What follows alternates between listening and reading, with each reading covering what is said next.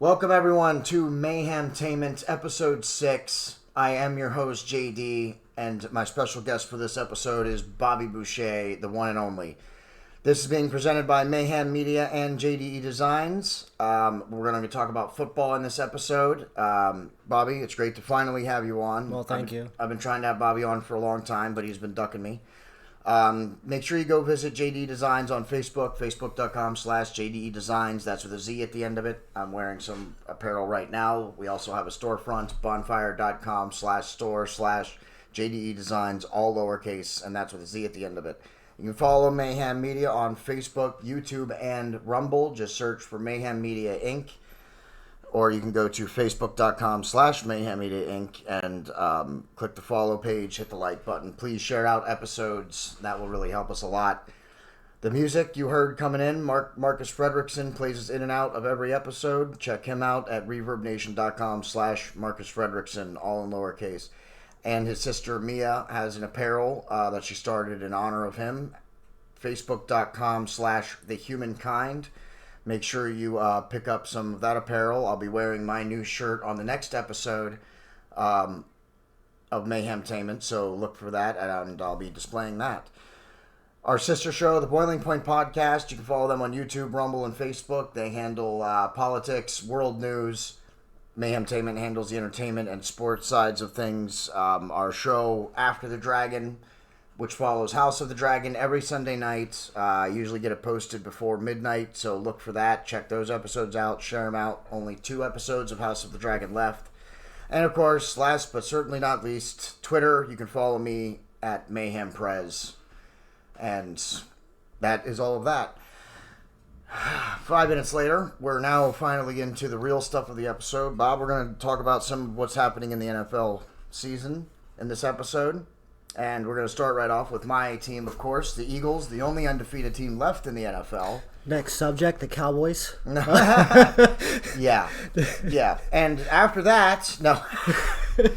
But I'm not, 5-0, that's great. I mean, that's great. We're getting wins, however we can, and that's important in order to make it to the postseason. You make it to the postseason, maybe you have a chance at the Super Bowl. But they've had a pretty easy schedule, relatively. I don't want to call their opponents easy. It's never easy to win a game in the NFL. But if you look at it compared to some other schedules, they have a relatively easy schedule. So I'm not so sure that I'm impressed with the Eagles being 5-0. That's great. It's great, but... Well, I watched the last game, obviously, because it was on the same time as the Cowboys game this week. So I was able to flip back and forth between the two. And, watching them versus the Cardinals, it's like the Cardinals kind of blew it. They almost had a chance to win that game. And I'm actually surprised they missed a field goal right at the end. But then again, the defense is imaginably really good for the Eagles this year. Yeah, well, the Eagles have always had some pretty good defense. Now, I did not get to watch the game this past weekend. I've not got to watch as much football as I wanted to. I've only gotten to see a couple of games. That would have only tied it, right? Would that have only tied the game? They would have, so it would have sent them to overtime. So at least the Eagles put themselves in a position that they were, at least at the very worst, going to overtime if they scored a field goal. And like I said, a win is a win. I'll take 5-0. I'll take a run into the playoffs with it. We did that with when we won our Super Bowl. Exactly. With Nick Foles. That's how we did. We figured out a way to win every week and into the playoffs and the Super Bowl. Here's the difference, though, and I think you could probably agree with me, is that you have Murray versus Jalen Hurts, right? And those two like to run the ball. And they can get those first downs. So, it came down to the wire. Yeah. Jalen Hurts this has been a good season for him. I think he's finally showing me that maybe he is going to be the future of the Eagles here. I was concerned up until this season. I wasn't convinced on Jalen Hurts. This season was the first season that I've been like, okay, maybe Jalen Hurts can actually do this. He's been doing some stuff inside the pocket. He's not always looking for the run. I know a lot of people, and leave a comment, please, if you disagree with anything I say, but I know some people are like, well, when you have a running quarterback, you let him run the ball. But I think the mark of a great quarterback, even one that can run the ball, is someone who's agile like he is, who can get around, but can also make the throws from the pocket when needed. Well, also, I mean, you don't want to have a Dak Prescott moment where, you know, he breaks his ankle on a stupid short run for a first down. Yeah, exactly. That is one of the dangers. That's why I like them throwing from the pocket. And it's great when he can get out there, though, and run. And that is one of the risks, though. I don't know if the Eagles still have Gardner Minshew. If we still have Gardner Minshew, then I'd be okay if Jalen Hurts went down yet. Who's your running back? I can't remember. But he's pretty good. Miles Sanders. That's right. Yeah, he's doing great this year too. Also, he's also having a really great year too. Oh, I believe. And now I'm not totally sold on Nick Sirianni because I'm very critical of my Eagles. So I'm not completely sold on Nick Sirianni and the decision to get rid of Doug Peterson. Jacksonville's doing pretty good for Jacksonville. Right. I mean, 2-3, starting a season 2-3 for Jacksonville. That's not terrible. I think Doug Peterson will have them in the Super Bowl hunt in a few years. But let's move past the Eagles now. The Cowboys. That's your team. Before we move you're right. The kicker. We got a new kicker. The Eagles got a new kicker. Dicker, the kicker. What was his first name? Cameron Dicker is the new Eagles quarterback. Jake Elliott was injured last week on a field goal, and he hurt his ankle, so he's got an ankle sprain. So we had to get a new kicker. And it's already, the memes are, and the chants are insane. Dicker, the kicker. And certainly Cameron Dicker's got to be, I don't know that he's number one, but I would have to certainly put him together on a top 5 coolest football names list. And there's another idea for our top 5 lists. Bob and I were discussing that before. He's getting the job done, and he's keeping you guys. Yeah, he's 2-2 for field goals, and 2-2 for extra points. With a 42 long. 42 was his long, so at least he's got some leg in there. He can hit some 40-plussers at least. 50-plussers are always questionable. Not every kicker can do that. But he has accuracy, so that's all that matters. Yeah, accuracy is a great place to start, especially when it comes to extra points and field goals. You need every point in the NFL today.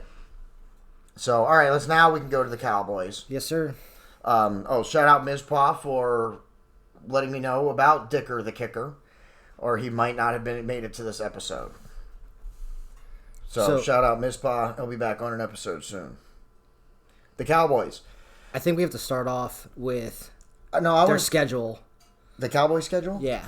I don't want to talk about their schedule first. Let's get to that in a second. Okay. I want to talk about, of course, the quarterback discussion. Of course. And now I'm going to give my other buddy Matt a shout out. Matt from the Patriot. I'm going to take his position on this discussion.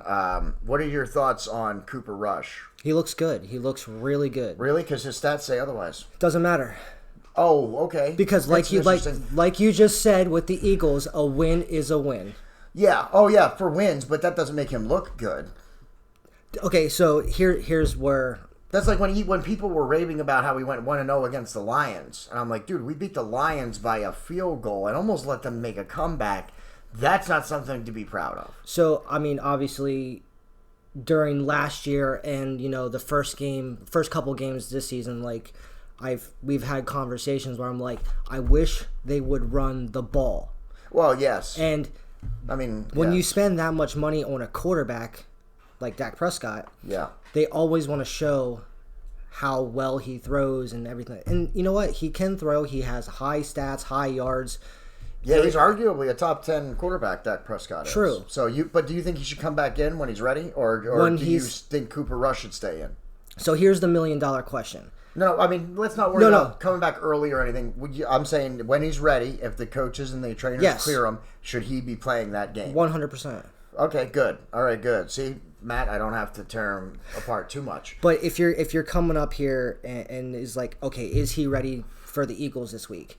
Now the question: Rush or Dak? Dak Prescott. Yeah, no, I don't think he's ready yet. I think it's going to be another week or two, isn't it? I don't know, because they keep saying that he could be ready by week 4, week 5, week 6, and now we're at week 6. Yeah, we're going into week 6 now. The big question is undefeated Cooper Rush versus the undefeated Eagles. Yeah. Or do you bring back in undefeated Cooper Rush? Is that really a thing? Did he what? He's 2-0. What? Is that what he is? 2-0? No, he's 4-0, 5-0. Oh, has he been playing the whole season so far? When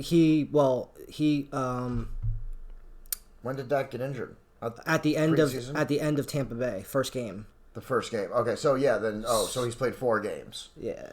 Well, plus Minnesota last. Oh, so the Cowboys are 4-1. Yeah. Are the Cowboys 4-1? Yeah. So the Cowboys and the Giants are 4-1. The Eagles are 5-0. Welcome back, NFC East, to the top. Thank you very much.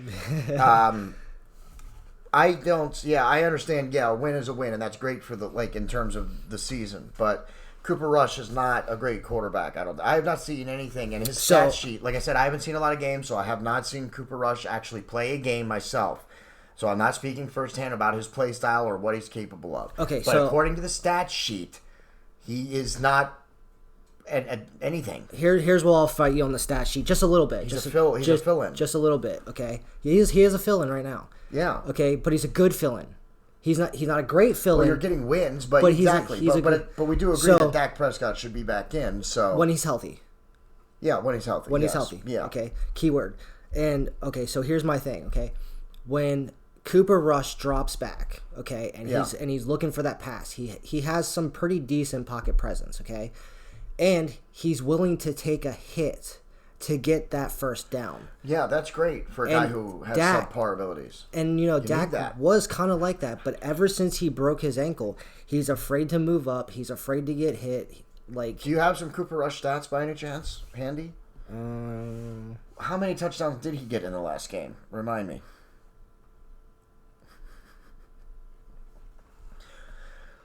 While he looks that up right quick, I'm going to maybe he can find a stat that would be something of note for him to share about that, because the fact is he didn't score a touchdown in the last game. They kicked 3 or 4 field goals. They did not score a touchdown. It was a defensive touchdown. Cooper Rush did not score a touchdown. I don't know that he scored a touchdown in the 2 games he's played. I don't know, because I know. I don't know. 4 games he's played. I'm sorry. I don't. We'll have to look. We'll keep looking for that information. But so my opinion is Cooper Rush. Yeah, sure, he's doing enough to get you guys the win. That's great. But he's certainly not worth anything. And I would be, if I'm a Cowboys fan, I'd be hoping for Dak Prescott to get back as soon as possible.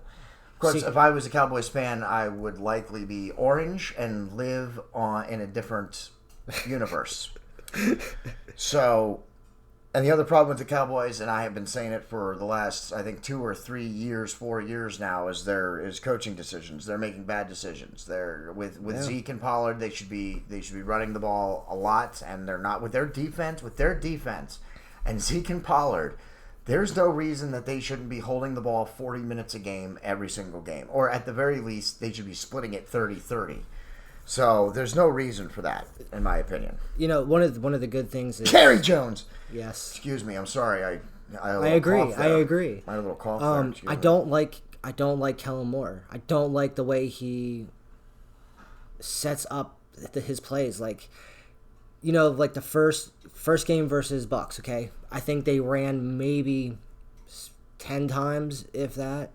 And then once Dak got injured, it's like they put Cooper Rush in. And they didn't know how Cooper Rush was going to do. So they kind of started leaning towards the rush game, but it wasn't that good.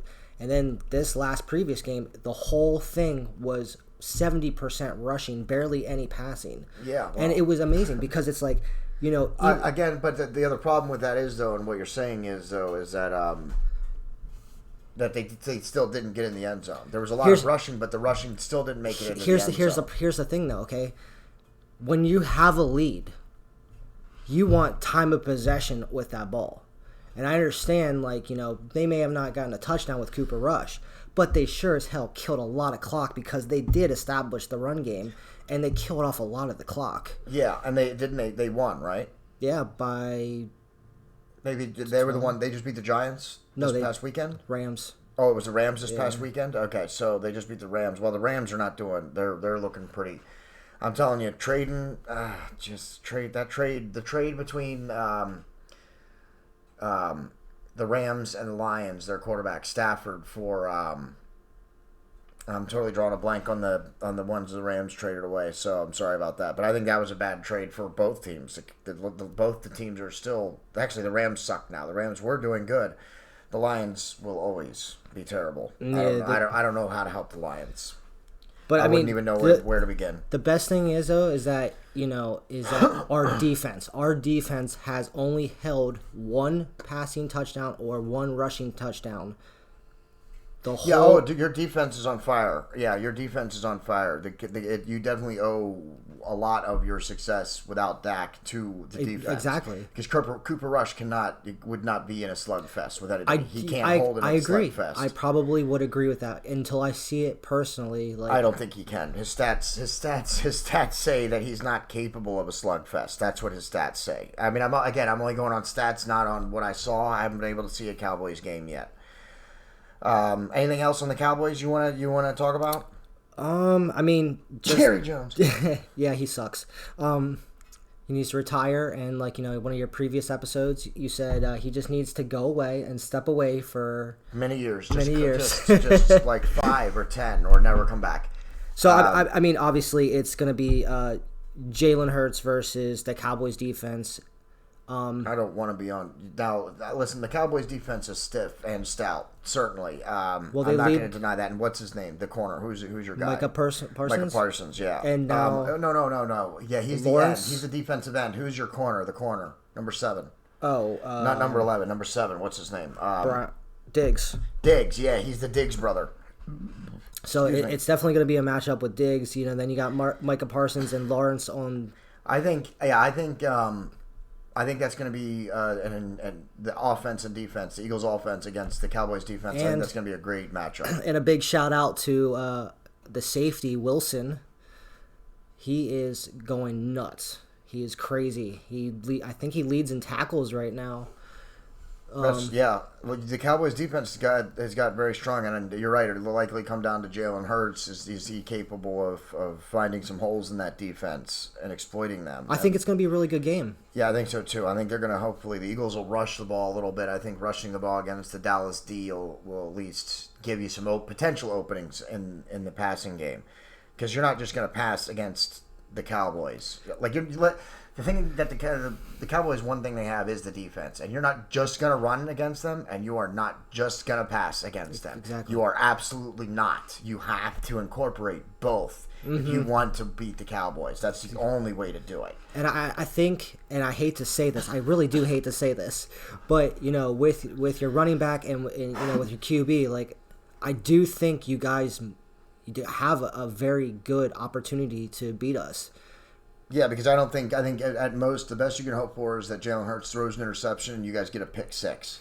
If you guys get a pick 6, then there's some hope for you. Even with Dak Prescott, even if he was to come back or he wasn't injured, the case would still remain. I think with Dak Prescott it'd be a great game. I think with Cooper Rush, you got your it's all on your defense. With Cooper Rush, it's all on your defense. I think you should watch the game and then you can come back and maybe hopefully it'll change your mind. Yeah, but we'll see. Anything else about the Cowboys? Not that I can think of. All right, so the NFC East, the Cowboys 4-1, the Eagles 5-0, the Giants also 4-1. I haven't gotten to see any Giants game. I can't believe they're 4-1. Where the hell did they come from? Well, they fired Jason Garrett after he left the Cowboys. So. Oh yeah, yeah, that's where it goes from. The Chiefs, they're doing okay without Tyreek Hill. Yeah, they are. You know, I mean, they're 3-2. It's not like they're going undefeated or anything. But I haven't noticed. You know, they're using some of their other fast wide receivers and some of their running backs. And it's Patrick Mahomes. Fill that role. And Juju Smith-Schuster, who would also be on my top 5 list for coolest football names. They're starting to incorporate him a little bit more, and I think by the end of the season he'll be a serious threat to go with that offense. Oh, for sure. The Bills, Josh Allen is on fire. I mean, he is on fire, dude. What? So, I mean, there's this, like, I keep seeing this, like, thing about Tom Brady and Josh Allen always going, like, back and forth. Yeah. And I think, like, this might be the year that Josh Allen is like, listen, I can compete and I can be a top elite QB. And I think he's trying to prove that this year. And I think he might be it could be the Bills Super Bowl tender. The Bills and the Bucks, both NFC teams, if I'm not mistaken. And so they could face each other at the championship. But Josh Allen, he is throwing the ball, he's running the ball. He's not fast. He's not out there like juking and jiving like Lamar Jackson or Jalen Hurts, but he's big. He's strong. He can get some of those 3 and 4. He's smart and consistent. Fourth and ones, Yep. 3 and 2, third and 2s. You know, he can get some of those small runs, or if he has to go out. You know, I've seen him take the ball up the field a little bit. Yeah. You know, slide or get out of bounds. I haven't watched a full game, but I've seen some replays. You know, here and there. Yeah, Josh, he can move. He's not a mover, but he can move if the situation calls for it. And now I'm going to make fun of some people. Because the Steelers, they're looking atrocious. Yeah. They're looking just awful. Steeler fans, what happened? Kenny Pickett is not going to be your savior. He's not going to be your guy. I don't think Kenny Pickett's going to be your guy. No. I think that was just some false hope for you guys. I'm sorry that happened to you, but you are doing some terrible, terrible stuff right now. It might even be time for Mike Tomlin to go. Someone, a Steelers fan, leave me a comment. Is it time for Mike Tomlin to go? Maybe I'll make that a poll too. Is it time for Mike Tomlin to leave Pittsburgh? Is it time for a new head coach in Pittsburgh? I think it might be, because Kenny Pickett, I don't think is going to be your guy. I think you guys, possibility. I think you guys are looking at a pretty bad season, and likely a few of them, because I don't see you guys getting rid of Mike Tomlin after one bad season. I don't see Mike Tomlin getting rid of a brand new quarterback after one bad season. He'll try and mold him, and maybe he will. But this season, I don't think you guys got a chance this season. Kenny Pickett's looking terrible. I think you guys do not have it. The Vikings are also at 4-1. What? Is there a Viking fan out there? Someone leave me a comment on how that happened. Because I honestly don't have any answers for how the Vikings ended up in 4-1. I honestly don't even know anybody on the Vikings team, to be honest with you, because I haven't Kirk watched Cousins. Them. Oh, that's right. Did you see the wind fall out of Bobby Boucher's sails right then? He was excited to talk about the Vikings, even though he didn't know anybody on the Vikings. You heard it in his voice. You know, I don't even know anybody on the Vikings. Kirk Cousins. Yeah. Yeah, that's right. So, I mean, there you go. So, how do they get 4-1? Is it Kirk Cousins? It can't be. Someone leave me a comment, please. Now let's switch to some of the stuff that happened this season, this week. Roughing the passer penalties apparently have been atrocious. I saw it all over my feed. I didn't get to see any bad ones myself, but I did go back and look at some replays, at least of the one on Brady, the one called on Brady. That's the one that seems to have gotten the most attention. Yes, sir. The Falcons and the Bucks, and there's a penalty on Brady at the end for roughing the passer. I watched it many times, and I don't see it. Did you see it? No. Where was it? We looked everywhere. Bob and I looked everywhere. We scoured the internet for this hit on Tom Brady that was roughing the passer. It kept coming up with the same one. You know, this dude tackles him and pulls him to the ground, and it's a tackle. It's a sack. The only thing I can think of is that, you know, when the refs are watching it live, it may have looked like his helmet didn't hit his shoulder. It may have contacted with his helmet. But, you know, that's the difference between watching it live and a replay. Yeah, but you also but I don't care that he didn't throw him to the ground. No, he didn't. Just because it was a circular, and I can tell you what it was. It's because the refs. I don't know if it's on the refs or the boss of the refs. Is it the refs that are in New York that are pulling the strings? I don't know, but that was a bad call. It was only because he swung him around, and he didn't even swing him around. It was just the way he tackled him. It happened to be a swing tackle, and when he went down. I think the concern was that he smashed his head. That he smashed his head on that he got thrown to the ground. He didn't get thrown to the ground. He just completed the tackle. I watched it a couple of times. He did not throw him to the ground. There is a difference when a player throws a quarterback to the ground and when he just tackles him. And that was just a tackle. And it didn't even look like a tackle. I mean, it was obviously a tackle, but I mean, it was like a soft tackle. Like whenever he grabbed and he twisted. I mean, I don't even think it was a soft tackle. That's a legit. I think that was a straight up textbook tackle, legitimate tackle. But he wrapped his arms, rolled with the hips, and pulled him to the ground. That's how you teach tackling. I've taught my brothers how to tackle. I've taught people how to tackle. That's exactly what I tell them. Wrap your arms and drive. Or wrap your arms and swing your hips and use your weight to bring him to the ground. That's how you tackle. Yeah. So that penalty was completely ridiculous, and of course it ended up costing the Falcons the game. The Falcons, who look not much better than some of the other teams who aren't doing so good either. But I mean, but at least they had a chance. But then they lost their chance with that penalty, gave them a first down, and even the Bucs now are only 3-2. They're not, doing. yeah. Without Gronk. Maybe Brady can't go with it. Brady can't perform without Gronk. I think Gronk might be Brady's Viagra. I hope your kids are still not watching. Gonna have to put a disclaimer on this episode. Well, that took a turn. So now sticking with the roughing the passer penalties and quarterbacks, we're gonna talk about. We're gonna switch to the Dolphins, who are now down 2 quarterbacks with the concussion protocol. Tua, the first quarterback, went down, and of course there was an investigation, if you didn't know, on whether or not the concussion protocol was actually followed. The NFL did complete their investigation and found that the concussion protocol was followed, and the reason he fell, the reason he was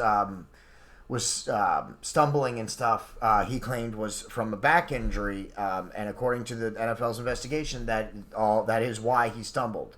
None of his speech was slurred, and there was no symptoms when he was taken to the locker room.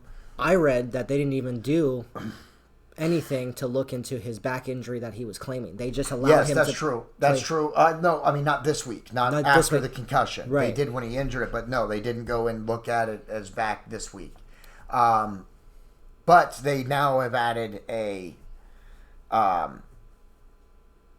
rule for Tua. Mm-hmm.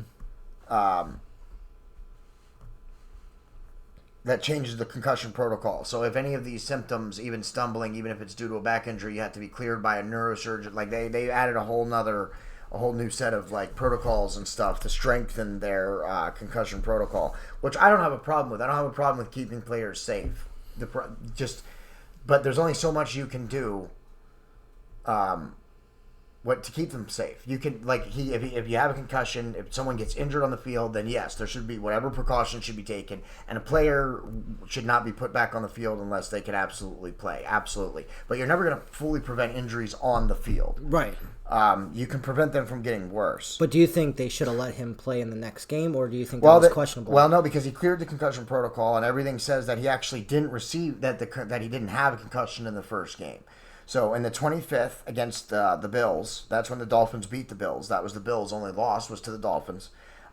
September 25th, there was no concussion, and the NFL's investigation did find that it was followed and that there was no concussion. So you're saying it was just a freak? Well, that's what they are saying. I don't know. I'm not a doctor, and I wasn't there, so I couldn't say for sure. And I didn't see him stumble.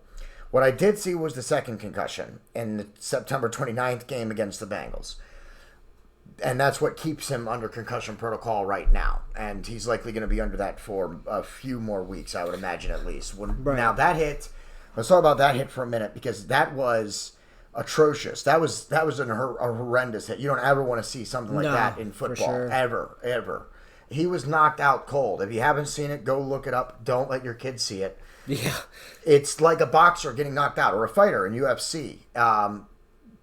Hands, man. Yeah, after he gets knocked out, and he is knocked out, you can see his hands are his hands are tense. It almost looked like he's having a seizure, but he's not having a seizure. He got knocked out so hard that his muscles tightened, just like a fighter. When you see a UFC fighter, when you see their feet go up, it's scary. Yeah, or when their hands and their arms and everything stays clenched even after they're on the ground, and that's why you have to worry about concussions even with fighters, because when they fall like that, they're not absorbing the impact. They're not falling like they normally should. They're falling like a stiff board and just smashing their head off the ground. Did he see it coming, or was he blindsided?